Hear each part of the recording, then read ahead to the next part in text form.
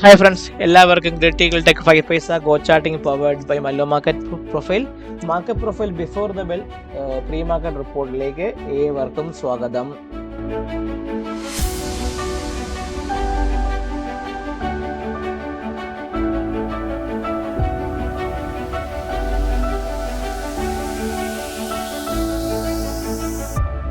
എല്ലാവർക്കും ആദ്യമേ തന്നെ ഒരു ഹാപ്പി ഹോളി ആശംസകൾ നേർന്നുകൊണ്ട് നമുക്ക് നാളത്തേക്കുള്ള മാർക്കറ്റ് പ്രൊഫൈലിന്റെ ട്രേഡ് പ്ലാനെ കുറിച്ചും ഇന്നലത്തെ മാർക്കറ്റ് പ്രൊഫൈൽ വെച്ചുള്ള നിഫ്റ്റിയുടെയും ബാങ്ക് നിഫ്റ്റിയുടെയും മിഡ് ക്യാപ് നിഫ്റ്റിയുടെയും അനാലിസിസിന്റെ വീഡിയോയിലേക്ക് കടക്കാം. സോ ഇന്നലെ നിഫ്റ്റി ഞാൻ മെനിങ്ങാത്ത വീഡിയോയിൽ വ്യക്തമായി പറഞ്ഞ സൺഡേയിലെ വീഡിയോ പറഞ്ഞായിരുന്നു നമ്മളെ മാർക്കറ്റ് എവിടെ ഓപ്പൺ ചെയ്യുമെന്ന് അറിയാൻ പറ്റില്ല. അപ്പം ഞാൻ അത് അറിയാൻ പറ്റാത്തത് കൊണ്ട് ഞാൻ വെറുതെ നിങ്ങൾക്ക് ഒരു ലെവൽ തന്നിട്ട് ആ ലെവൽ പ്രകാരം നിങ്ങൾ ട്രേഡ് ചെയ്താൽ നിങ്ങൾക്ക് കുറച്ചും കൂടെ റിസ്ക് വരുമെന്ന് പഠിച്ച് ഞാൻ ലെവൽ ട്രേഡിംഗ് ഒന്നും തരാതെ ജസ്റ്റ് പറഞ്ഞു ഓപ്പൺ ചെയ്യാൻ അനുസരിച്ച് നിങ്ങൾ വാച്ച് അനുസരിച്ച് നിങ്ങൾ ആദ്യത്തെ 15 മിനിറ്റ് നോക്കിയതിന് ശേഷം അതിന് താഴെ ലോവറിലോ ഹയറിലോ മാർക്കറ്റ് സസ്റ്റെയിൻ ചെയ്ത് പോകുന്നുണ്ടെങ്കിൽ അതിനെ വെച്ച് ട്രേഡ് എടുക്കാൻ വേണ്ടി പറഞ്ഞു. അത് ഇന്നലെ വേണമെങ്കിൽ ചിലർക്ക് പണി കിട്ടിയെന്ന് പറഞ്ഞു, ചിലർക്ക് പ്രോഫിറ്റ് കിട്ടിയെന്ന് പറഞ്ഞു, ചിലർ പറഞ്ഞു ഒന്നും ചെയ്തില്ല എന്ന് പറഞ്ഞു. പക്ഷെ ഞാനും അങ്ങനെ ഒരു ആക്ടിവിറ്റി ചെയ്യില്ല. ഞാൻ ഒരു സ്പ്രെഡ് പൊസിഷൻ എടുത്ത് മാർക്കറ്റിൽ വാച്ച് ചെയ്ത് കുറച്ച് പ്രോഫിറ്റ് ഒക്കെ എടുത്ത് ഒരു ദിവസമായിരുന്നു കടന്നു പോയത്. അപ്പൊ നമുക്ക് നോക്കുമ്പോൾ നിഫ്റ്റിയെ സംബന്ധിച്ച് പറയുകയാണെങ്കിൽ നിഫ്റ്റി ഒരു പെർഫെക്റ്റ്ലി ഒരു ബാലൻസ് ആയിരുന്നു. ജെ സൈഡിൽ വന്ന ഒരു ജോക്കർ ട്രേഡ് തന്ന് തിരിച്ച് മാർക്കറ്റ് റിവേഴ്സ് ചെയ്ത് POCയുടെ ഇവിടെ ക്ലോസ് ചെയ്ത ഒരു ഓപ്പൺ റിജക്ഷൻ റിവേഴ്സ് വിത്ത് ബാലൻസ് ക്ലോസിംഗ് ആയിരുന്നു നിഫ്റ്റിയെ സംബന്ധിച്ച് പറയുകയാണെങ്കിൽ.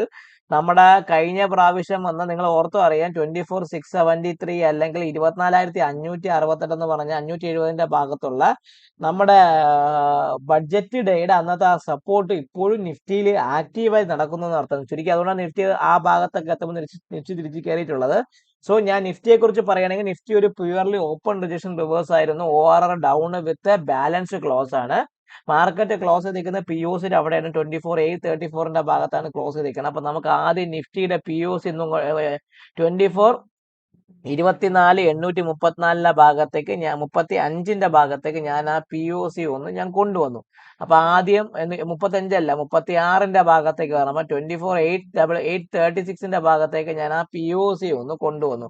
ഇനി ഞാൻ ബുള്ളിഷ് റെഫറൻസ് നോക്കുന്നുണ്ടെങ്കിൽ ഞാൻ ഇന്നലത്തെ ഹൈ അല്ലവാ 25,000 മുകളിൽ മാത്രമേ ഞാനൊരു ബുള്ളിഷ് റെഫറൻസ്, അത്രയും 25,000 മുകളിൽ സസ്റ്റെയിൻ ചെയ്യുന്നുണ്ടെങ്കിൽ മാത്രമേ ഞാനൊരു ബൈയെ കുറിച്ച് ചിന്തിക്കുന്നുള്ളൂ. എത്രയാണ്? 25,000 മുകളിൽ നിൽക്കുകയാണെങ്കിൽ നമുക്ക് ബൈയെ കുറിച്ച് നിൽക്കാം. ആ ബൈ എങ്ങോട്ട് പോകും? അങ്ങനെയാണെങ്കിൽ ആ ബൈ നമുക്ക് പോവേണ്ട ലെവൽ എന്ന് പറഞ്ഞാൽ 25,000 മുകളിൽ നിൽക്കുകയാണെങ്കിൽ ഫസ്റ്റ് 25,045 ഭാഗത്തേക്ക് പോകും. എത്രയാണ്? 25,045 25,045 ഭാഗത്തേക്ക് പോവാം.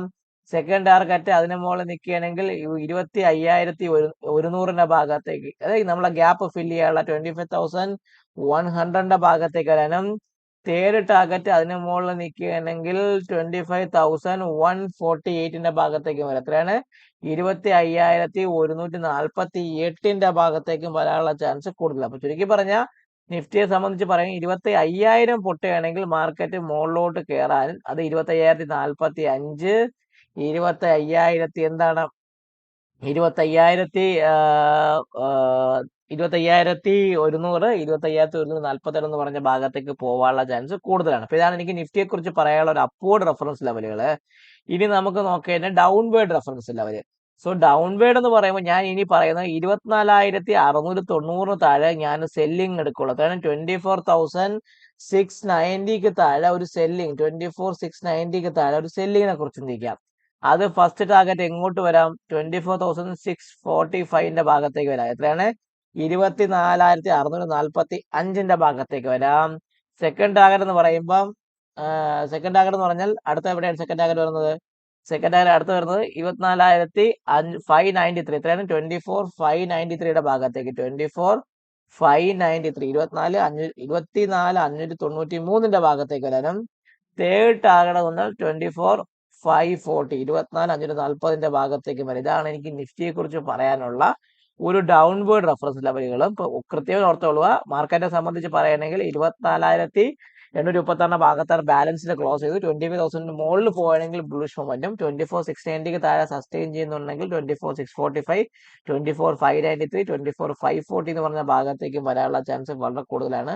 വോളറ്റിലിറ്റി കണ്ടിന്യൂ ചെയ്യാനുള്ള ചാൻസ് ആണ് മാർക്കറ്റിൽ കൂടുതൽ കാണുന്നത്. കാരണം വിക്സ് 17 16 പോയിന്റ് സംതിങ്ങിന് അടുപ്പിച്ചൊക്കെയാണ് വിക്സ് ക്ലോസ് ചെയ്തിരിക്കുന്നത്. സോ വിക്സിനെ സംബന്ധിച്ച് പറയുകയാണെങ്കിൽ ഫിക്സ് 16.2 മുകളിൽ ക്ലോസ് ചെയ്തത് കാരണം അത് ഹെവി ഒരു വോളറ്റൈൽ സെഷനിലേക്ക് മാർക്കറ്റ് പോയിട്ടുണ്ട്. അപ്പൊ അതുകൊണ്ട് ആ ഒരു മൊമെന്റം നമ്മുടെ മാർക്കറ്റിൽ വരാനുള്ള ചാൻസും വളരെയധികം കൂടുതലാണ്. അപ്പൊ ലെവൽ കൃത്യമായിട്ടൊന്ന് മാർക്ക് ചെയ്യുക, അറ്റൻഷൻ ട്രേഡ് ചെയ്യാൻ വേണ്ടി മാക്സിമം ശ്രമിക്കുക. ഇനി നമുക്ക് നോക്കേണ്ട ബാങ്ക് നിഫ്റ്റി. ഇപ്പൊ ബാങ്ക് നിഫ്റ്റിയെ കുറിച്ച് പറയുകയാണെങ്കിൽ ബാങ്ക് നിഫ്റ്റി ഒരു പക്ക ഒരു ഓപ്പൺ റിജക്ഷൻ റിവേഴ്സ് ആയിരുന്നു. ഇല്ല, ഒരു ഓപ്പൺ ഗ്യാപ് ഡൗൺ ഓപ്പണിംഗ് ആയിരുന്നു. പെർഫെക്റ്റ്ലി ഒരു ബാലൻസ് ആയിരുന്നു. ഇൻസൈഡ് ദ APTനകത്ത് തന്നെയാണ് ബാങ്ക് നിഫ്റ്റി കൃത്യമായി നടക്കുന്നത്. POC 59,725 ഭാഗത്താണ് POC. അപ്പൊ ഞാൻ ആദ്യം ഒന്ന് POC ഒന്ന് തട്ടി താഴെ കൊണ്ടുവരാം. 59,725 ഭാഗത്തേക്ക് ഞാൻ ആ POC ഒന്ന് കൊണ്ടുവന്നിട്ടുണ്ട് ബാങ്ക് നിഫ്റ്റിക്ക്. അപ്പൊ ഇനി അടുത്ത് നോക്കേണ്ടത് നമുക്ക് എന്താണ്, ബാങ്ക് നിഫ്റ്റിയുടെ POC ഞാൻ താഴെ കൊണ്ടുവന്നു. ഇനി അടുത്ത് നോക്കേണ്ടതെന്ന് പറഞ്ഞാൽ ബാങ്ക് നിഫ്റ്റിയെ സംബന്ധിച്ച് പറയുകയാണെങ്കിൽ ബുള്ളിഷ് മൊമെന്റം 60,250 മുകളിൽ മാത്രമേ ഞാൻ ഒരു ബൈ എടുക്കുന്നു. എത്രയാണ്?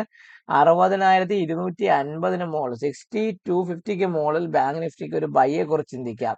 അങ്ങനെയാണെങ്കിൽ ആ ബൈ എങ്ങോട്ട് പോവാം? ബാങ്ക് നിഫ്റ്റിയിൽ ഫസ്റ്റ് വരുന്ന ബൈ എന്ന് പറഞ്ഞാൽ 60,400 ഭാഗത്തേക്ക്, അതായത് നമ്മൾ ഇന്നലത്തെ ഗ്യാപ് സോണിന്റെ ഭാഗത്തേക്ക് പോവാം. ഫസ്റ്റ് 60,400 ഭാഗത്തേക്ക് 6400 ഭാഗത്തേക്ക് പോവാം.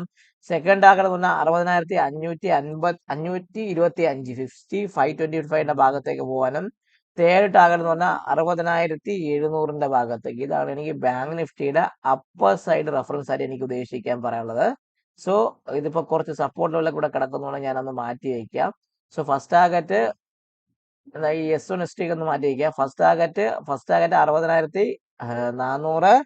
സെക്കൻഡ് ടാർഗറ്റ് എത്രയാണ്? 60,525 6525. തേർഡ് ടാർഗറ്റ് 60,700 ഭാഗത്ത്. ഇതാണ് നമുക്ക് ബാങ്ക് നിഫ്റ്റിയിൽ വരുന്നത്.